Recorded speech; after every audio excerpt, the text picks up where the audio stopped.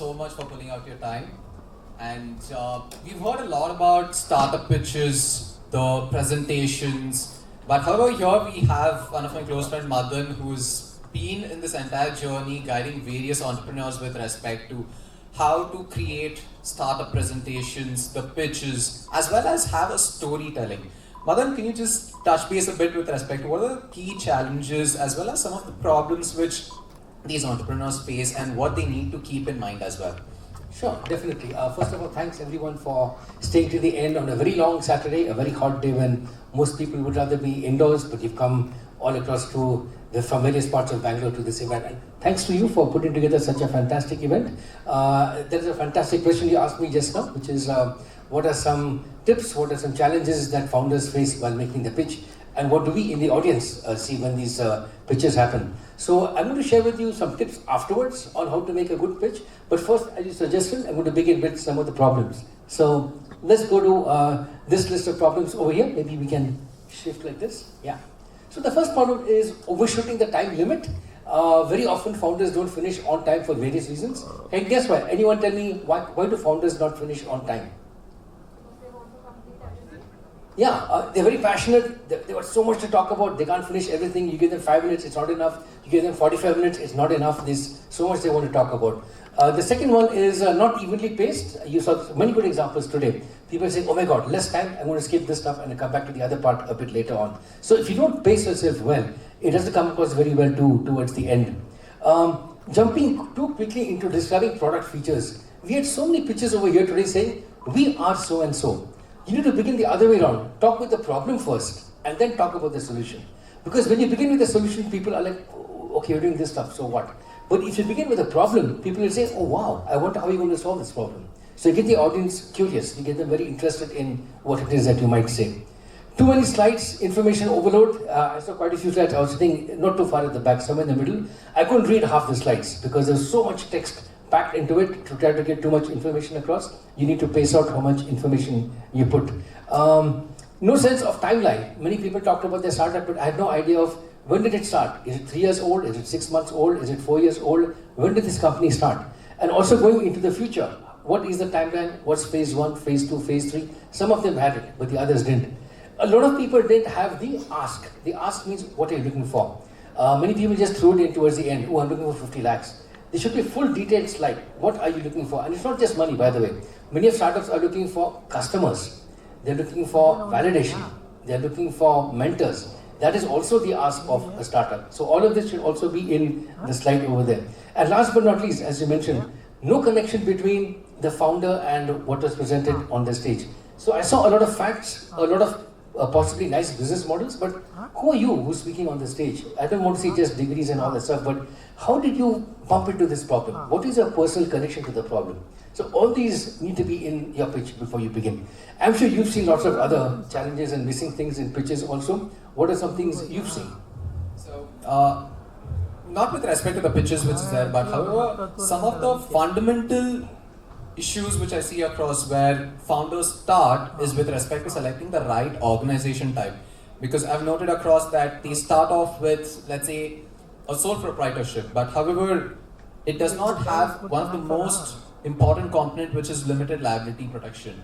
So the most important feature for a founder is to have a limited liability protection, which is only available in case of a private limited entity, as well as a limited liability. So having the right organization structure when they initially start off their journey is something very crucial.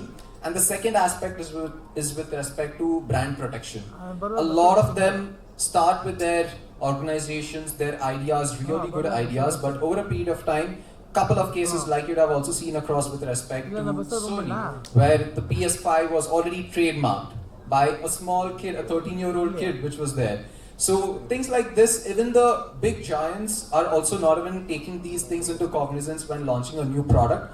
And I believe that whenever you're launching a new product, as the previous panelist also specified, branding is also a key component. So keeping your IP protected is also very important aspect.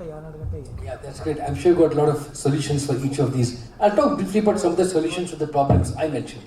So I talked about the sequence, the flow not being quite right in the pitch. I would strongly suggest beginning with the problem statement. just to get the audience hooked and interested in the problem. They'd like to know, is it a problem only you face? Do I also face the problem? How many people in society face the problem? And so on. Then definitely customer and the market size. I didn't hear too much about things like a day in the life of a customer. So who are you trying to reach? What is their persona? What is their aspiration in life? What are their needs and why do they face these problems? And therefore, how do you enter their life with your solution? So that connection needs to be there a bit strongly. Business model traction, I saw a bit of that already, so that is quite well done over there. Competition, there were 2-3 superb slides comparing feature by feature. How do you compare as a startup to the competition in the marketplace? Theme and timeline, I didn't see too much of this in some of the slides. They should have been more about not just the photos and the qualifications, but what's their connection to the problem, how many years of experience, how did the team all meet each other? You know, that's a great story, the backstory of a startup. How did the founders all meet and come together to solve the problem? The timeline, what's your plan, what's your future goals in the next quarter, 1 year, 3 years, something of that sort. And finally, the ask, as I mentioned earlier, the ask is very important. What exactly is the main priority that you have in terms of succeeding in your growth? What are some solutions you would suggest? You identified some very good problems in terms of their positioning, liability, and so on. So what are your recommendations for startups in that sense? So with respect to selecting any entity, prior to selecting any entity, the first and the foremost thing is to have clear objectives, which is there, because most often they start with a couple of ideas in the initial stage and then over a period of time, they pivot. And before pivoting, the most important thing is to also consider some of the licenses which is there, because the due diligence aspect is something that they consider only when an investor comes on board. And at that point in time, the timelines are quite crucial. And if the due diligence does not get processed, the funding is stopped. So most often, the due diligence has to happen with respect to right from the get-go and not only when an investor is coming in. So yes, we do help across with respect to those things, but moving ahead, you stated that storytelling is one major component, and quite often founders meet various stakeholders, right from the employees, investors, customers. Do you think that we should tweak some of our stories to various stakeholders that we meet on a day-to-day life? Yeah, absolutely. There are actually different variations of stories. You would tell customers for the very first time, for the next time. You would tell your story differently when you speak to an investor or an academic partner or a business partner or a government policymaker. These are all different twists on the pitch. And that is because in the first part of your pitch, you might have talked a lot about, this is my company, these are the facts, this is the business case, wow, fantastic growth, please invest in the company. All that is good. But founders, especially the investors looking at you, also want to know what is your connection to the problem. Not just what is the product market fit, but what's also called the founder market fit. How are you uniquely positioned to solve this particular problem? So what are your connections to this space? What degree do you have? How did you face the problem in the first stage, etc. The second also is the founder solution fit. The solution simply means, why is my solution better than the other ones out there in the market? What is your differentiator? And we heard some of that in the Q&A when some of the people in the audience asked, how are you different from the other people in the competition? So all of these are extremely important in the part of the story. That's why the personal story is very important. What are some other things you've come across when you meet individual founders beyond just the bureaucratic things of registration and so on? Certain other things with respect to one of the most important document which almost 90% of the investors as well as the shareholders or the founders and directors who are there, they forget one major component, which is the share certificate. And they take it is just as a piece of paper, but however, 90% of them do not have these documents at the time of starting their organizations as well. This is just as well as equivalent to a property document, which, let's say, if right now you have Infosys, so it's there in your Demat account, but for a startup, it's just a piece of paper, but in a stamp paper. So majority of the shareholders who I am aware about, even the current people, a lot of them that I've seen across today as well, they do not have the share certificates which is there, which is a property document. So this is something which I believe that every single shareholder as well as the founder, they need to have it in place, so that subsequently when the investor is looking for fundraising as well as investing some money in them, they have the relevant ownership document to justify that yes, I am the owner as well. And you touched based upon Q&A session which is there. And do you believe that some of the Q&A sessions which are there, some certain pointers or certain things that they need to keep in mind while answering to the audience in every single Q&A sessions? Yeah, definitely. They need to be very clear on how did you get into this problem space, what is it that your startup is doing today, and where is it going in the future. So we've come up with this tool called the Story Canvas. You can just Google this and find it online. We came up with this about 10 years ago, and we taught hundreds, thousands of entrepreneurs how to blend their pitch deck with their own story. So when you get a Q&A about, there was a question in the Q&A, for example, on who's the team behind this, how long have you been working on this problem, etc. All this is the past. I studied this, and while I was on campus, there was a great pitch by the group called Tribe, by the student who just graduated. So this is the past. How did they, what did they study? How did they discover their co-founder? How did they discover the problem, and so on. Then comes, what's the problem that we're solving today? So there's a good one by that hologram company. We are building a solution for holograms, etc. And the last part is the future. So there were a few social, environmentally oriented startups talking about, we think it's a very important problem because there's more stress increasing in society, therefore people need to be more conscious of meditation, wellness, and this is only going up, the amount of stress in society. So we desperately need to address it. So these are some of the things that you need to have very well in the back of your mind when you start answering these kinds of questions from the investors. You need to have a good angle of why do you think you're very solid in your current position? And why do you think going ahead is a very good place to invest in? You need to have the whole story, not just of your industry, but your own self in this particular space. How about you? What are some, you mentioned a very good tool over here, by the way, that contract that has to be signed. And by the way, this is very important. If you look at why do most startups fail, one is, of course, the product for market fit, all this stuff is missing and so on. You're building things which products customers don't want, or it's overpriced, etc., or founder fallout. The co-founders fight with each other because they didn't have an agreement on how much equity should be shared between the founders, how much should go to the public, how much should go to the employees, all that stuff. So I think you're definitely onto something there. What are some other offerings you have in this space? So, with respect to, apart from the offerings which you have specified, so like you touched based upon with respect to the contract, so majority of them currently, all the startups that I've known across with respect to the founders as well, even let's say the Kamath brothers, they have an agreement amongst themselves as to who is taking care of what aspect, what is the shareholding. Every single aspect has been documented, which like in the early stage founders who are there, which is not being documented across. Yes, it's specified in the MOAs and the AOAs which are there, but the shareholding agreement is something which is not quite prevalent, at least in the Indian landscape which is there, which I believe that every single founder has to have these checklists in place so that at later point in time, there might be certain disputes which might come across. So in order to prevent all of those things, yes, having the shareholders agreement is one of the most important aspect. During the initial phases, yes, it's all rosy initially, but as and when the sales numbers increase subsequently, that's where a lot of problems come into place as well. So having that shareholders agreement is also a very important aspect. And then also, you've mentioned a lot with respect to the storytelling, pitch deck. So how would you be able to help us with respect to all the startups who are there here?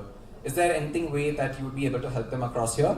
Yeah, absolutely. I'm very glad we're having this event as a quarterly series of events across multiple cities. Some of the areas where we can help all of you is, these are some of the workshops we conduct at MRX.world. I want to give a shout out to my colleagues sitting in the back somewhere there, Vinay and Atif, and also separately Manasvi and Sai. So here are some of the workshops we do. We deal with design thinking. It's been often overhyped in some cases, but it still is a core fundamental issue because design thinking is about how to understand what your customers' real needs are, and it's more than just do what the customers want.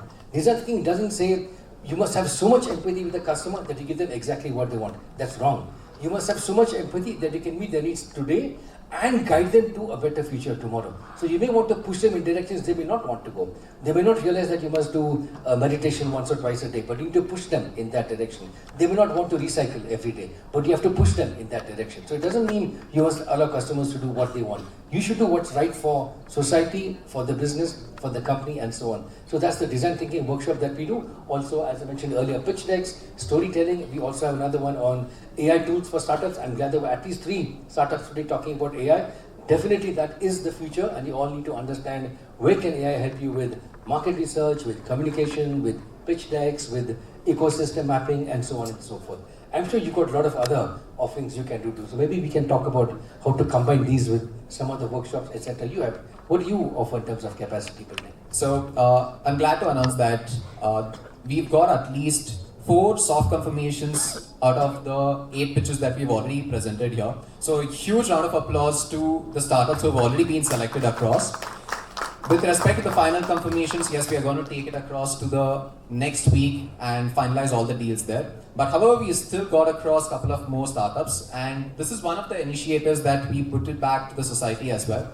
And like Madan had specified, yes, we do help across with respect to right from starting new entities as well as providing finance teams taking care with respect to the legal, accounting, the taxation part, be it in India, Dubai or the United Kingdom. Yes, we do provide with respect to a full-fledged finance and the legal team for everyone here. Fantastic, thanks. Great to hear that you're doing so much for the ecosystem. By the way, this is the big buzzword going on now, which is ecosystem competition. It's no longer companies which are competing with each other. It's no longer cities or states which are competing with each other. It's whole ecosystems. It is how does something, a gathering like this happen?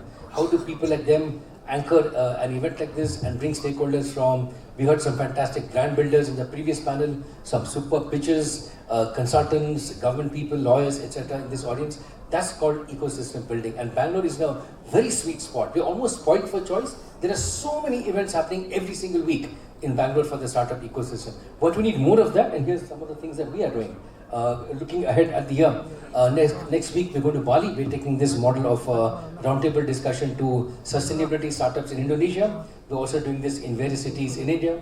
We do a lot of work in the space of sustainability, AI, deep tech, and so on. We've got World Environment Day coming up in a couple of weeks, and as you all know, if you look at the top list of the 10 most polluted cities in the world, sad to say about 5 or 6 are Indian cities. That's not an index we want to be dominating. So we need to look at how can we improve our rural environment, urban environment, and so on. Many startups are in this space. We're going to look at some of those, and I'm sure you got a lot of other events also lined up. What's your calendar looking like for this year? So this is the second summit that we have hosting it across. The previous one was in Delhi and the second one is in Bangalore. The next quarter is going to be in Hyderabad and then subsequently in Mumbai. So this is what the calendar looks like. So we do it on a every calendar quarterly basis. So probably next 3 months from here, we'll be there in Hyderabad and then in Mumbai as well. Fantastic. Well, I'm very glad I met Amrita just last week at the shout out to Amrita and the whole team at Register Karo. We just met at the World FinTech Summit a couple of weeks back, one of the biggest FinTech summits. Bangalore is, by the way, the hub of the FinTech ecosystem in the world. A lot of stuff happening here, not just for Bharat, but for global companies through SaaS and so on. So that's where we met, and we look forward to working with you in bringing more startups to your events, maybe doing workshops the previous day, the day after the workshops, and so on. So I look forward to a very good collaboration with you. Thank you. Likewise, Madan. Thanks. And just before we end, just a quick note to all the founders up here: do take risks, take that initial step. I know it's hard, but back 4 years ago when we had just started off Register Karo as well, that was the best decision which I'd taken. And over a period of time, we have grown significantly. And just take that initial risk and keep innovating every single day. And I'm sure you'll be scaling that up. Thank you so much, guys. Madan, do you want to add on one last sentence? Congrats once again. For 4 years, this is fantastic. So many people in the audience for the whole day, 500 plus people, I believe. 4 cities now, and look at all the logos on the screens over here. That's fantastic for 4 years. I wish you all the best for the next 40 years. Who knows? Yeah. Thanks. All the best. A big round of applause, please, for our friends. Thank you so much, guys. Thank you so much, Madan.